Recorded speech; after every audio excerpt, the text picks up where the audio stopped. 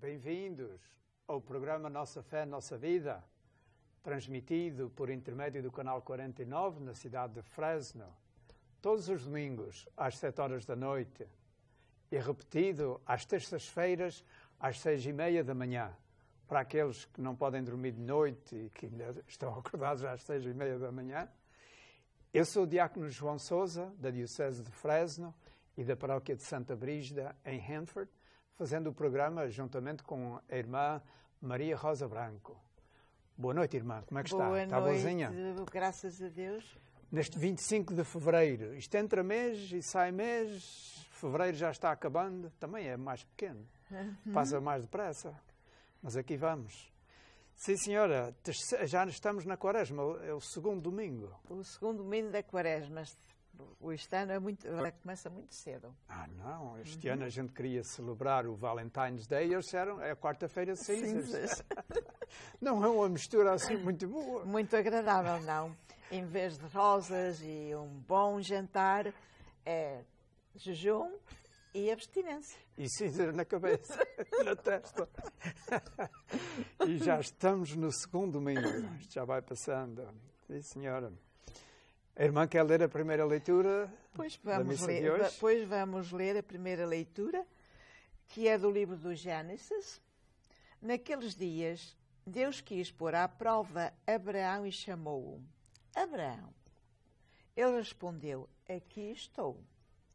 Deus disse, toma o teu filho, o teu único filho, a quem tanto amas, Isaque, e vai à terra de Moriá, onde o oferecerás em holocausto, num dos montes que eu te indicar. Quando chegaram ao local designado por Deus, Abraão levantou um altar e colocou a lenha sobre ele. Depois, estendendo a mão, puxou do cutelo para degolar o filho. Mas o anjo do Senhor gritou-lhe do alto do céu, Abraão, Abraão, aqui estou, Senhor, respondeu ele. O anjo prosseguiu, não levantes a mão contra o menino, não lhe faças nenhum mal. Agora sei que, na verdade, temes a Deus, uma vez que não me recusastes o teu filho, o teu único filho. Abraão ergueu os olhos e viu atrás de si um carneiro preso pelos chifres no silvado. Foi buscá-lo e ofereceu em holocausto em vez do filho. O anjo do Senhor chamou Abraão do céu pela segunda vez e disse-lhe, por mim próprio te juro, oráculo do Senhor, já que assim procedeste e não me recusaste o teu filho único, abençoar-te-ei e multiplicarei a tua descendência como as estrelas do céu e como a areia das praias do mar. E a tua descendência conquistará as portas das cidades inimigas. Porque obedeceste à minha voz, na tua descendência serão abençoadas todas as nações da terra. Palavra do Senhor. Graças a Deus. Irmã, isto é uma leitura estranha. Porque naquele tempo eles não matavam os filhos. Como é que o Abraão agora ia matar o filho? A irmã, explique-nos uma coisinha. Eu explico, eu não gosto muito desta leitura. A leitura tem um aspecto que, não, o coração fica assim, matar o seu filho. Sim, sim. Mas tem outros aspectos que nos chama a atenção para os dias de hoje. Caso contrário, a Igreja não tinha posto esta leitura na Quaresma. E já que a Quaresma é um tempo de conversão, é um tempo de recomeçar para nos prepararmos para aquela grande festa da ressurreição do Senhor e na nossa caminhada, na nossa própria ressurreição pelo poder dele, realmente este texto chama-nos a atenção em muitos aspectos. Sim, sim. Um aspecto é realmente, nós vemos em Abraão que ele, para ele, Deus é o centro da sua vida. Está mesmo acima do amor que ele tem ao seu filho, acima de toda e qualquer criatura. Ele tem numa primeira resposta, quando Deus lhe diz: Abraão, deixa a tua terra e vai para a terra que eu te indicar. Abraão obedeceu e respondeu, escutou e respondeu. Agora, bem, acho que é mais doloroso esta. Uma prova um bocadinho mais. Abraão, dá-me o teu filho. Mas também podemos fazer um paralelo entre Abraão e Deus Pai, que manda o seu filho, que sacrifica o seu filho por causa de nós. Yeah. Podemos ver também nisto uma jornada de fé. Abraão saiu de Ur, na Caldeia, e veio para uma terra sem saber onde que Deus ia pô-lo ou tinha mandado. E já isso demonstra bastante fé para deixar os seus e caminhar, como a irmã também deixou Leiria, ou lá, a irmã é de Leiria? Ou Vila Real, norte. É para o norte, lá no norte de Portugal. Deixou então Vila Real, deixou os seus conhecidos e também veio para a Califórnia para trabalhar na vinha do Senhor. Também não foi fácil, não é fácil. O Abraão também saiu e foi para um lugar desconhecido. E a gente vê essa jornada de fé. E a fé dele vai aumentando, aumentando, aumentando, até que chega um ponto em que Deus fez-lhe um teste, que aqui diz. Deus pôs a fé dele à prova. E o ponto mais alto é quando nos pedem um filho, não é? E o Abraão não hesitou, não compreendeu, mas também não hesitou, porque tinha fé.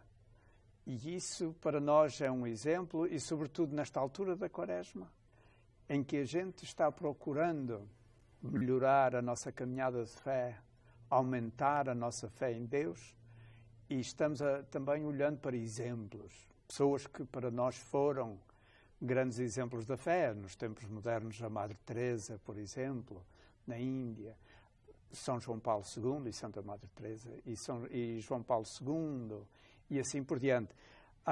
O Abraão, também para nós, é um grande exemplo de alguém que põe a sua fé em Deus e que não hesita, embora não compreenda. Aliás, a fé é isto. É a gente dar crédito na palavra de alguém, embora a gente não compreenda nem saiba como é que as coisas vão se fazer. E foi o que o Abraão fez, de maneira que é um grande exemplo de fé. Mas tem este aspecto de como é que Deus lhe vai pedir o filho. Mas depois não deixou que mal nenhum fizesse, isto foi um teste. E como a irmã disse, o Pai do Céu não parou o cutelo. Quando Jesus foi para a cruz, o Pai do Céu deixou que o sacrifício fosse até o fim. Uau!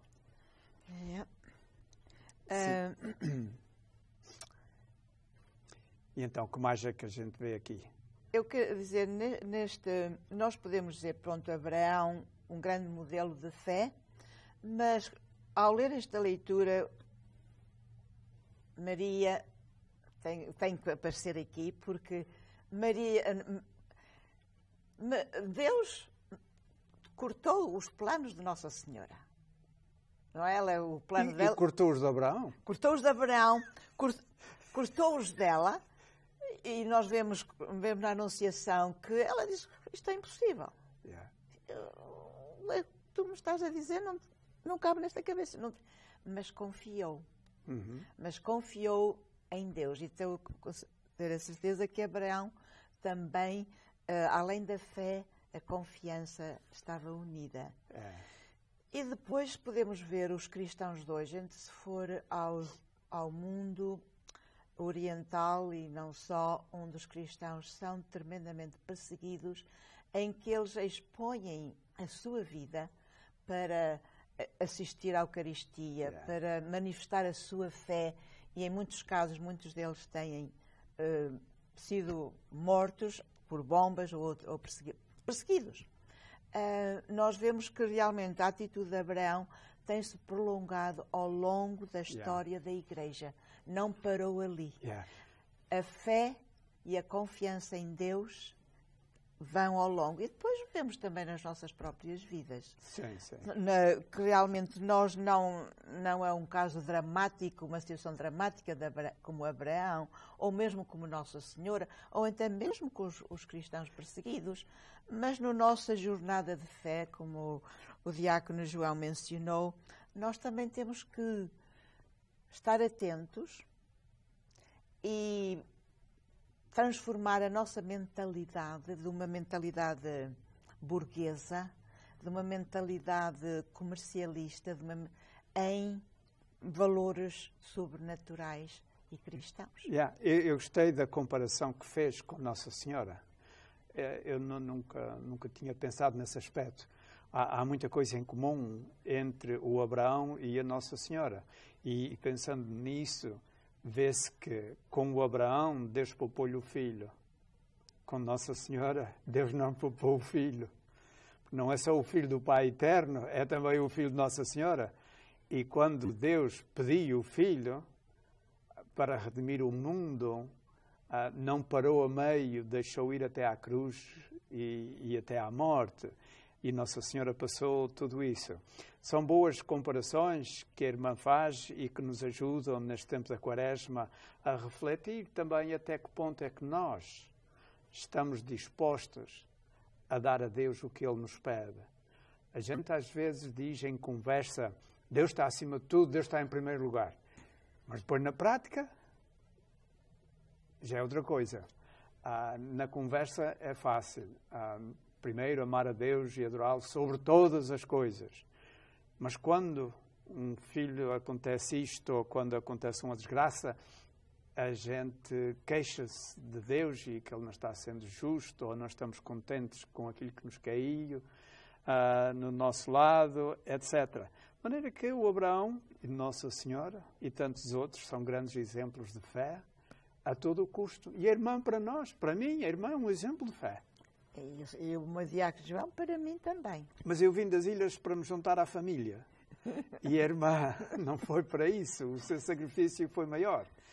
E eles dizem, olha, vocês já vão ao meio do programa, deem um descanso a esses que estão a ver. De maneira que, caros amigos, 1 minuto de intervalo, a gente volta. Até já.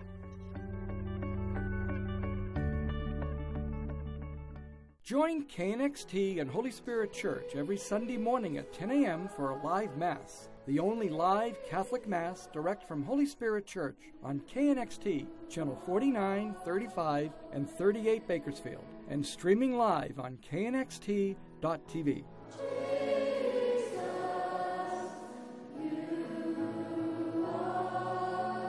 The first live Mass every Sunday at 10 a.m. on KNXT and knxt.tv. We're here before dawn. We're here at midnight. We're here when life begins, and here when it ends. We spend hours training, bonding, and earning their trust. We are their voices, their allies, and their advocates, now and in the future. This is not just our job. It's our passion. We are Fresno Chaffee Zoo.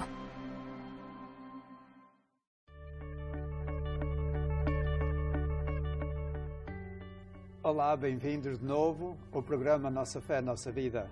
Na primeira parte do programa, nós conversamos sobre o pedido que Deus fez a Abraão, que sacrificasse o seu filho no alto de um monte. E Abraão não hesitou, mas Deus parou.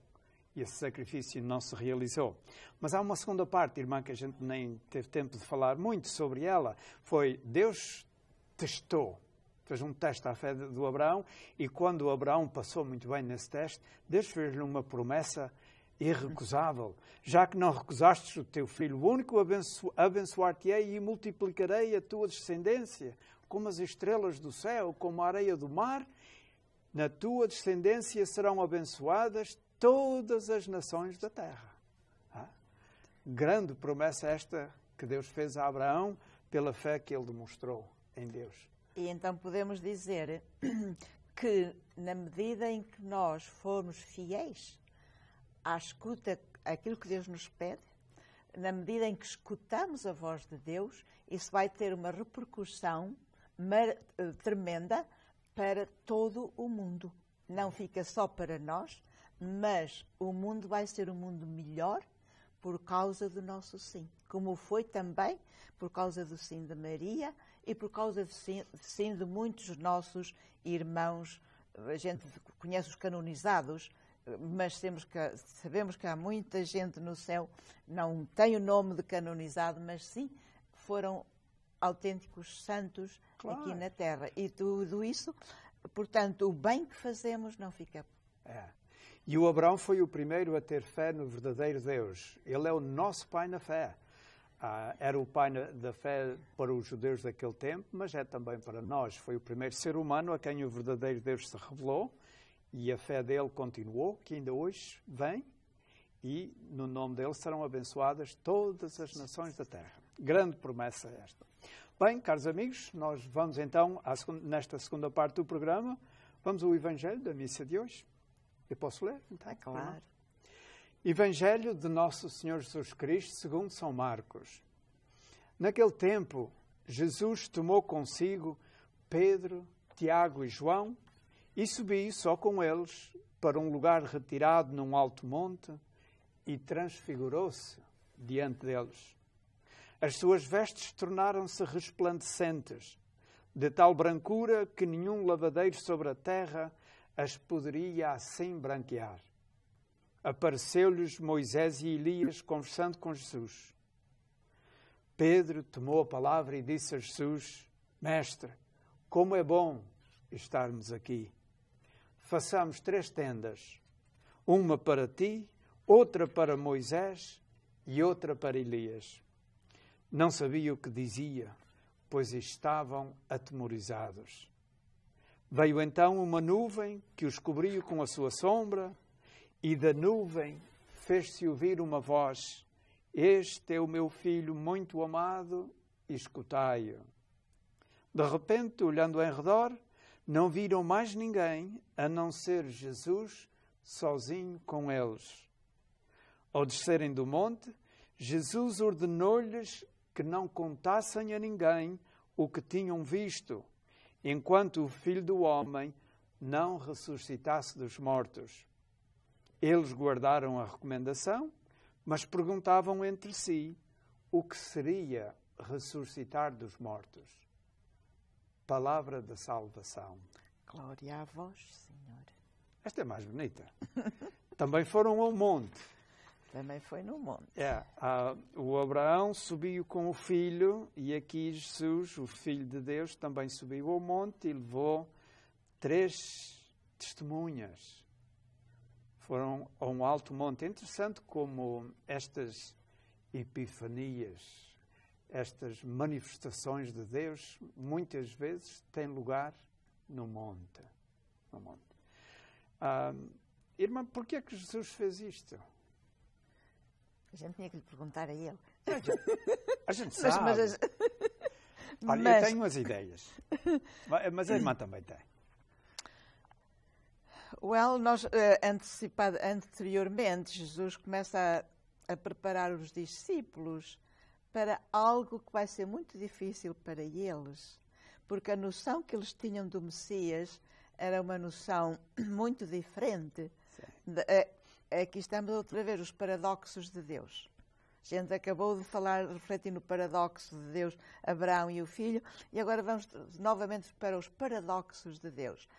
O Messias não vem libertar o povo de Israel dos romanos, torná-lo um povo independente, mas vem libertar a humanidade inteira da escravidão do pecado, não é?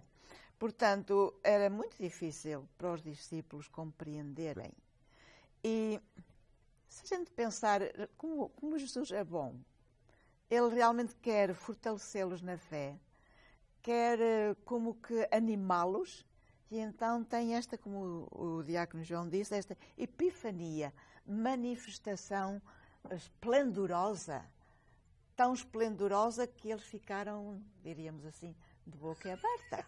E dirão, vamos ficar aqui. O Pedro gostou. O Pedro estava a gostar daqui. Para quê? Para lhes dizer que realmente a vida de Cristo não terminava na cruz, mas havia algo para além da cruz. Era o caminho, não o fim de uma vida. E há ali uma antecedência disto, ali uma semana ou duas antes, Jesus tinha levado os discípulos mais para longe, para Cesareia de Filipe, contra os lados da Síria, e perguntou-lhes quem eles diziam que era o Filho de Deus, e Pedro teve uma resposta fenomenal: tu és o Filho de Deus. E Jesus fez-lhe uma promessa enorme: tu és Pedro, e sobre esta pedra vai ficar a minha igreja. De maneira que eu imagino, quando eles voltaram para a Galileia, ali pelo Rio Jordão abaixo, em direção ao lago, Pedro devia estar todo ufanado. Oh, boy, eu vou ser o primeiro-ministro aqui disto tudo. E já na viagem, Jesus faz o primeiro anúncio da sua paixão, que iam subir a Jerusalém e que o Filho do Homem ia sofrer muito e que ia ser morto. O Pedro ficou bravo. Então, ele acaba de dizer que vou ser o primeiro-ministro e já está a falar em morrer. Então, não há nada para mim, ou o que é? E começou-lhe a dizer, não, isso não pode acontecer. E Jesus disse-lhe, retira-te de mim, Satanás. Tu és um imbecil. Tu não estás a pensar como Deus pensa. De maneira que o Pedro andava baralhado. Recebeu uma grande promessa, depois ele diz que vai morrer. Jesus diz que ia morrer. E então, Jesus levou-os ao alto monte, antes da partida para Jerusalém, e mostrou um bocadinho da sua glória. A gente diz que ele fez o milagre de mostrar. Mas a realidade é outra. A realidade é que ele fazia um milagre todos os dias de não deixar ver a sua glória. Porque a realidade é a glória dele. Absolutamente. E para não verem a glória, ele fazia um milagre todos os dias. Naquele dia retirou o milagre e deixou-os ver. Quem ele era. Quem ele era. O Pedro ficou espantado. Oh, isto é bom, vamos ficar aqui. A irmã sabe que deste dia até à cruz vão 40 dias.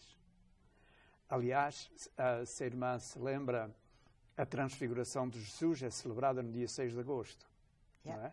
E 40 dias depois, no dia 14 de setembro, é a cruz. A exaltação da Santa Cruz. De maneira que estava-se a aproximar o tempo e Jesus via que eles não tinham a ideia correta da sua missão como Messias na Terra. E foi desvendando aos poucos. Aliás, Jesus sempre dizia em São Marcos, vocês não digam nada a ninguém. E aqui eu de cedo também disse. Porquê? Porque os discípulos tinham uma visão errada da missão de Jesus. E se fossem dizer aos outros o que tinham visto ou ouvido, os outros não entendiam. E tornavam Jesus como um Superman, uma pessoa que faz coisas que mais ninguém faz. Mas não entenderiam a missão correta dele. Então aí já eles começaram a ver, este homem é divino. Isto aqui há mais daquilo que a gente via, não? E veio Moisés e veio Elias. Porquê que não veio o João Batista? Porquê que não veio o Jeremias, o Isaías? Foi o Moisés. Bem, segundo, quer dizer, Moisés é diria, a gente não pode ser o autor da lei, mas exatamente. Foi Moisés que realmente escreveu e promulgou e anunciou a lei. Yes. E o Elias é o símbolo do profeta. Acho que o que Jesus quer dizer que nele a lei e os profetas vão se realizar. É isso mesmo, isso mesmo, porque um dos evangelistas diz que eles conversavam sobre os acontecimentos que se iam realizar em Jerusalém em pouco tempo, que era a morte e a ressurreição de Jesus. E ao trazer os dois, a presença deles ali está a validar, está a dar valor àquilo que Jesus dizia. Porque ele vem cumprir o que Moisés anunciou na lei e vem cumprir o que Elias anunciou e os outros profetas. Porque Elias é o primeiro e possivelmente o maior dos profetas. E eles os dois ali estão a dizer tudo aquilo que a gente disse e falou, vai-se realizar agora em Jesus Cristo. Também, e outro aspecto poderá ser em que ele está a mostrar aos apóstolos que isso vai se realizar. Tudo o que foi dito anteriormente à vinda de Jesus vai ser concretizado e realizado nele. E então depois podemos comentar porque é que o Pedro e os apóstolos querem ficar, podemos comentar o grande amor que Jesus tinha. É assim mesmo um pai, um irmão, um amigo. Eu estou convosco. A cruz não é o fim.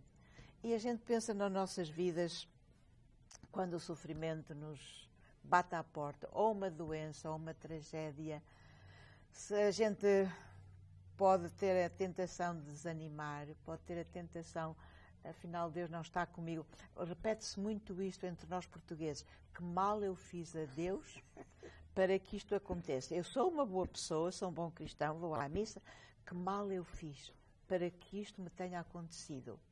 E então a gente tem a fé e tem a esperança, temos a transfiguração, que agora passou, com João Paulo II, passou a ser um dos mistérios do terço, que realmente a nossa vida não termina naquela tragédia, naquela doença, mas tem um fim de vida eterna.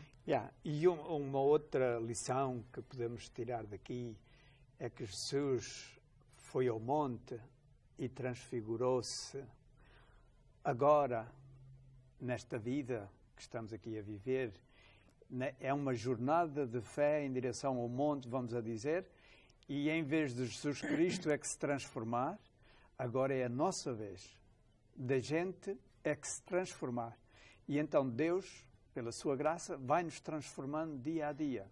Isso, a nossa transfiguração é uma transfiguração não esplendorosa, como a dele, mas tem que ser uma transformação diária. Talvez na Quaresma com mais intensidade, focarmos-nos mais, mas é diária. Todos os dias esta transformação tem que acontecer. E depois, se a gente seguir Jesus até o fim, o resultado será fabuloso.